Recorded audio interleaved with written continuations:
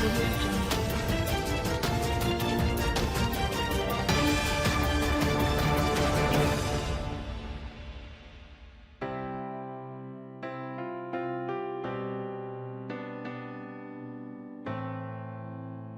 दोस्तों, face India world में का स्वागत है।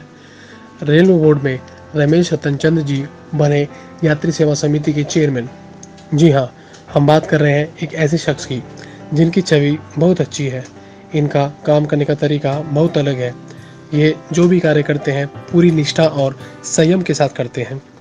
फेस इंडिया वर्ल्ड टीवी के रिपोर्टर विशाल कुमार आर्यन जी से इंटरव्यू के दौरान बातचीत करते हुए रमेश रतन चंद जी ने कहा कि मुझे यशस्वी प्रधानमंत्री नरेंद्र मोदी जी ने पुनः यात्री सेवा समिति कमेटी का चेयरमैन बनाया है।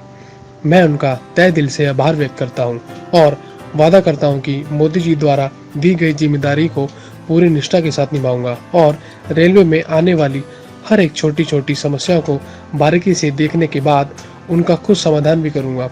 रमेश रतन चंद जी ने बीती शाम दिल्ली के रेल भवन में अपने सभी मेंबरों के साथ यात्री सेवा समिति के चेयरमैन का पदभार संभाला।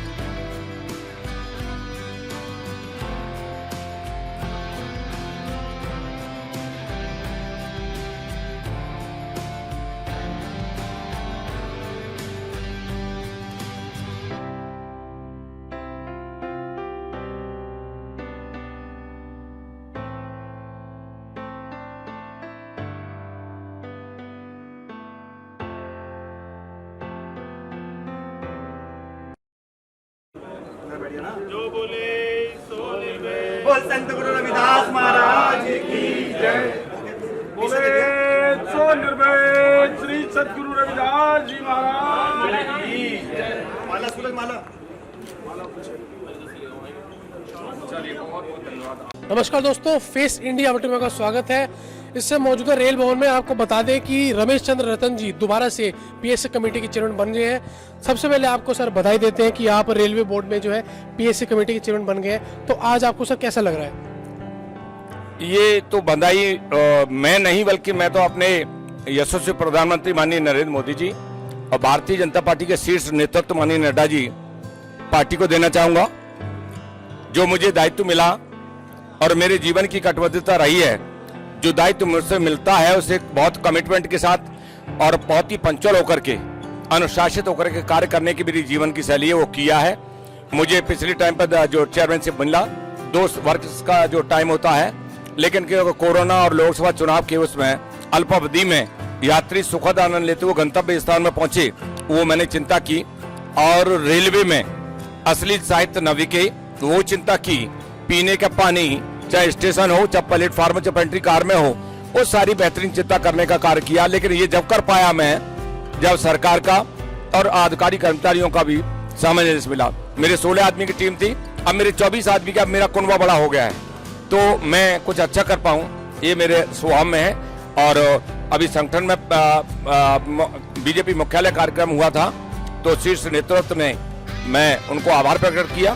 और इस मौके पर मैं यशस्वी प्रधानमंत्री माननीय मोदी जी को, माननीय नड्डा जी को, माननीय अमित शाह जी को दिल से आभार प्रकट करता हूं कि उन्होंने एक बड़ा मेरा कुनबा परिवार जो है अच्छे अनुभव का जो दिया है और हम अच्छा कुछ कर पाए, क्योंकि जो देशाटन का माध्यम life line of the nation railway है। रेलवे में लोग बोलते थे कि पीने का पानी गड़बड़ है, यात्रा गड़बड़, world class coaches, world class system, world class waiting room वगैरह, ये कभी देखने को नहीं मिला। लेकिन एक जरूर करना, विपक्षियों के पास कोई मुद्दा नहीं है, निजीकरण नहीं है। जन सहभागिता को विपक्षियों ने निजीकरण बनाने का काम किया। क्या उनके जमाने में रेल नहीं थी?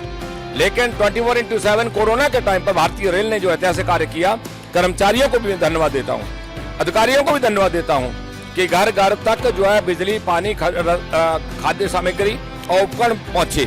तो ये सब भारतीय रेल और मंत्री महोदय, यशस्वी प्रधानमंत्री मोदी जी, उनकी देन है। पुनः मैं यशस्वी प्रधानमंत्री मोदी जी और भारतीय जनता पार्टी के शीर्ष नेतृत्व का अभिवादन करता हूं, वंदन करता हूं, आभार प्रकट करता हूं और दृढ़ संकल्पित होकर के अच्छा कुछ कर पाऊं, ये मैं बड़े आत्मविश्वास के साथ उम्मीद रखता हूं कि मैं खरा उतरूं। धन्यवाद। नमस्कार दोस्तों, फेस इंडिया वर्ल्ड में आपका स्वागत है। इससे मौजूद है रेल भवन के प्रांगण में और हमारे साथ इस टाइम यतिंदर सिंह एडवोकेट, जो कि भाजपा से जिला अध्यक्ष है सिरसा से। और आपको बता दें कि पीएससी कमेटी में मेंबर भी बने हैं। सबसे पहले सर आपको बधाई पीएससी कमेटी में मेंबर बनने का।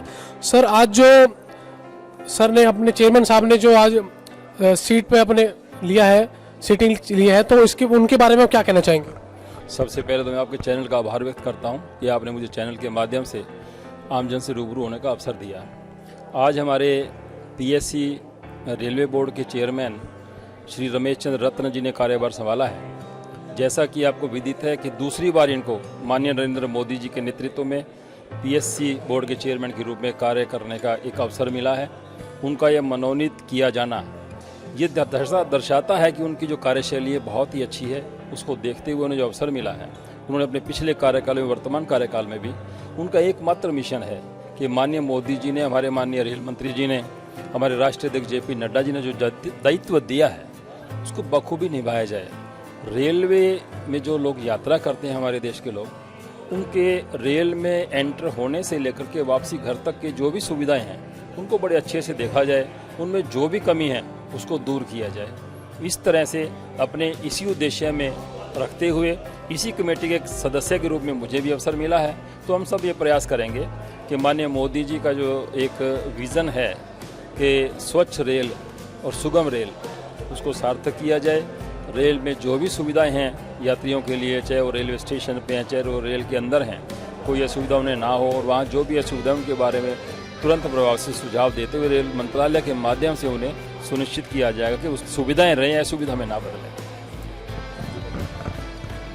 मेरा नाम मदन आनंद मास्टर, मैं राष्ट्रीय अध्यक्ष अखिल भारतीय विश्व महासंघ। इस कार्यक्रम में भाग लेने के लिए आया। इस अवसर पर मैं सिर्फ ये कहूँगा कि राष्ट्रीय यात्री समिति जो है, राष्ट्रीय यात्री समिति जो है, उसके जो राष्ट्रीय अध्यक्ष बनाया गया है रमेश रतन जी को, ये दूसरा चांस है। इससे पहले वो 2 वर्ष इस पद पर रह चुके हैं। तो मैं समझता हूँ उनकी कार्यकुशलता को ध्यान में रखते हुए वर्तमान सरकार ने उन्हें दोबारा से चेयरमैन नियुक्त किया है। तो उनसे यही उम्मीद करूँगा कि रेल यातायात में यात्रियों को जो सुविधाएं होनी चाहिए, जिनकी उन्हें ज़रूरत पड़ती है, जैसे उसके अंदर सफाई वाली बात है, या उसमें छुटपुट घटनाएं कभी कभी हो जाती है, या जो खान पान का जो सामान है वो व्यवस्थित ढंग से नहीं मिलता। जैसे मैं विशेषकर चाय जो है, चाय के ऊपर मैं बता रहा हूँ कि उसका जो है डिब्बा तो इतना बड़ा होगा और चाय उसमें इतनी होगी, और जब उनसे कहा जाए कि भाई चाय पूरी दे, तो कहते हैं कि हम इतनी ही हमको मिलती है। तो इस तरह की जो व्यवस्थाएं यात्रियों के साथ खिलवाड़ होता है वो इनके कार्यकाल में नहीं होगा। और विशेषकर 2 वर्ष पूर्व के कार्यकाल में जिन कामों को ये अंजाम नहीं दे सके, उनको बेहतर सुधारने के लिए वर्तमान काल में समय देंगे। और जैसा कि बोल रहे हैं कि हम सभी लोगों के लिए अच्छी तरह का यानी व्यवस्था करेंगे, जिससे रेल जो है सुचारू रूप से चले, समय पर यात्रीगण पहुंचे। तो मैं सोचता हूँ अगर ये ऐसा करते हैं, हाँ एक बात मैं जरूर कहूँगा कि रेलवे का जो प्लेटफॉर्म है बहुत महंगा है। इनके कारगर बनने से अगर ये सरकार को सुझाव देते हैं कि रेलवे प्लेटफॉर्म की कीमत कम रखी जाए, इतनी कीमत जो है गरीब आदमी नहीं दे सकता है, तो बहुत अच्छा होगा। और इसके साथ ही हमारे विश्व संघ की ओर से उन्हें ढेर सारी शुभकामनाएं, आशीर्वाद कि अपने कार्यकाल को अच्छे ढंग से वो पूरा करें और नई नई चीज़ें उसमें पैदा करें यातायात में जो है, ताकि सभी यात्री आनंदपूर्वक, सुखपूर्वक, निर्भीक होकर के यात्रा कर सके, उन्हें कोई तकलीफ नहीं हो। ऐसा मैं उनसे उम्मीद करता हूँ। धन्यवाद सर। नमस्कार दोस्तों, फेस इंडिया वर्ल्ड में आपको स्वागत है। इस समय मौजूद है रेल भवन के सभागार में और आपको बता दें यहाँ पर रमेश कुमार रतन जी, जो कि पीएससी कमेटी के दोबारा से चेयरमैन बनाए गए हैं, उनका कार्यक्रम रखा गया था। हमारे साथ प्रवेश रतन जी मौजूद हैं, जो विधायक प्रत्याशी बीजेपी पार्टी से हैं। तो आइए उनसे जानते हैं कि इस कार्यक्रम में कैसा लगा। सर, सबसे पहले आपको बधाई कि आपके पिताजी रमेश कुमार रतन जी जो है पीएससी कमेटी के दोबारा से चेयरमैन बन गए हैं। तो एक पिता का मतलब एक आगे जिंदगी में बढ़ना एक बच्चे के लिए एक प्राउड फील होता है। तो आज इस मौके पर, आज इस सभागार से आप क्या कहना चाहेंगे? देखिए, सबसे पहले तो मैं भारतीय जनता पार्टी संगठन को मैं तहे दिल से बहुत बहुत धन्यवाद देना चाहूँगा कि यहाँ पिताजी को पुणे जो है उन्होंने जिम्मेदारी दी है। और पिछले जो कार्यकाल रहा है पिताजी का, वो पिताजी का जो कार्यकाल बहुत ही, उन्होंने तो अपने 2 वर्ष में से जो उनको मात्र 8-9 महीने मिले थे, क्योंकि कोरोना काल का जो पूरा देश ही जूझ रहा था, पूरा वर्ल्ड ही जूझ रहा था जिससे, मगर उनको जो जितना समय मिला उस समय के अंदर अपना उन्होंने पूरा रेलवे को महत्वपूर्ण योगदान दिया और बहुत ही सराहनीय उन्होंने कार्य किया। जिस कार्य को देखते हुए शीर्ष नेतृत्व ने उनको पुणे जिम्मेदारी दी, तो इसलिए मैं शीर्ष नेतृत्व का भी तहे दिल से धन्यवाद, आभार प्रकट करूँगा कि यहाँ पर जो काम है वो दिखता है, और जब काम दिखता है तो फिर काम बोलता भी है। तो उसी का उनको जो जिम्मेदारी मिली है उसके लिए धन्यवाद बहुत। सर, आपसे जानना चाहेंगे कि रमेश रतन जी के साथ बहुत सारे जुड़े हुए हैं, उनके स्वभाव को आप जानते हैं, तो उनके बारे में कुछ चंद लाइनें आपसे जानना चाहूँगा। मैं सबसे पहले आपको बधाई देता हूँ कि आप आज इस कार्यक्रम में कवरेज करने के लिए पहुँचे हैं। रमेश चंद्र जी के बारे में मैं इतना कहूँगा कि समाज के अंदर बहुत सारे नेता होते हैं, परंतु जिस तरीके से समाज की चिंतन आदरणीय रमेश चंद्र रतन जी करते हैं, इस प्रकार के नेता बहुत कम मिलते हैं।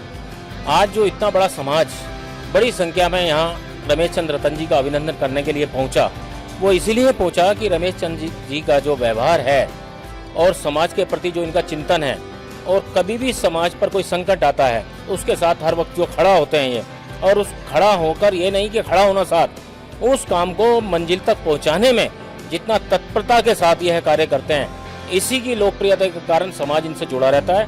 और पिछले वर्ष भी ये रेलवे पैसेंजर कमेटी के 2 साल चेयरमैन रहे। आप ये देखिए कि मोदी जी के राज में जहां बहुत सारे मंत्रियों को हटाया जा रहा है, बहुत सारे लीडरों के पद हटा दिए जाते हैं, ऐसी स्थिति के अंदर आदरणीय रमेश चंद्र रतन जी को दोबारा इस पद पर सुशोभित करने का मतलब है कि उनके पिछले 2 साल का कार्य बहुत अच्छा रहा है।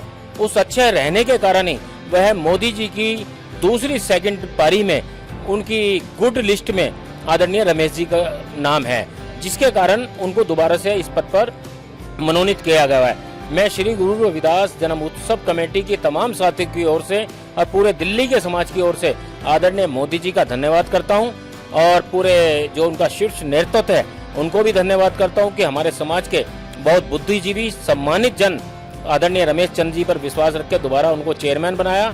और दिल्ली का जो हमारा गुरु रविदास मंदिर हैं, लगभग 100 मंदिर हैं, उनकी सभी की ओर से हम शुभकामनाएं देते हैं और बधाई देते हैं। आदरणीय रमेश चंद्र रतन जी को हम ये कामना करते हैं कि जिस प्रकार से उनके ऊपर सरकार ने, मोदी जी ने विश्वास किया है, ये अपने कार्य में खरे उतरेंगे, और जो रेलवे के अंदर कुछ अनियमितताएं होंगी भी तो रमेश चंद्र रतन जी पे हमें पूरा विश्वास है, वो उसको पूरा कमी को दूर करेंगे और रेलवे में भी अपने काम से लोहा मनवाकर वो अपना सिक्का जमाएंगे।